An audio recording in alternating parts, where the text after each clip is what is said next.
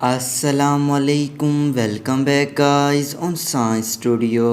آج کی اس ویڈیو میں ہم بات کریں گے ریٹل سنیک اپنی دم سے آواز کیسے پیدا کرتا ہے۔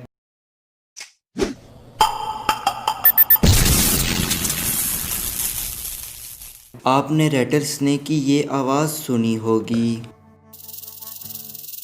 یہ ریٹل سنیک کی طرف سے وارننگ سگنل ہے۔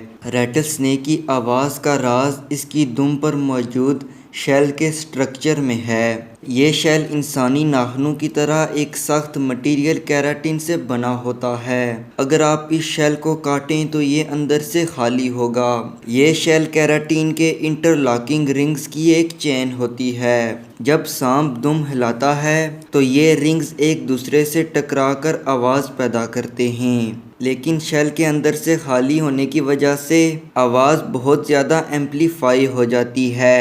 ریٹل سنیک اپنی دم ایک سیکنڈ میں 90 بار ہلا کر 489 ہرٹز سے لے کر 24,380 ہرٹز تک ایک آواز پیدا کرتے ہیں، جو جانور زیادہ اچھی طرح سن سکتے ہیں، لیکن بیبی سنیکس یہ آواز نہیں پیدا کر سکتے ہیں کیونکہ ان کے بٹنز نامکمل ہوتے ہیں۔ جب سانپ اپنی کھال اتارتا ہے تو اس کے بٹن میں اضافہ ہوتا چلا جاتا ہے۔ سانپ زیادہ تر 8 سے 10 رنگز ہی رکھتا ہے، کیونکہ جس طرح ہاتھ کا ناخن لمبا ہونے پر ٹوٹ جاتا ہے، بالکل اسی طرح یہ رنگز بھی ٹوٹ سکتے ہیں۔ کیونکہ سانپ اپنی کھال تبدیل کرتا رہتا ہے، اس لیے پرانے شیلز کی جگہ نئے شیلز آتے رہتے ہیں۔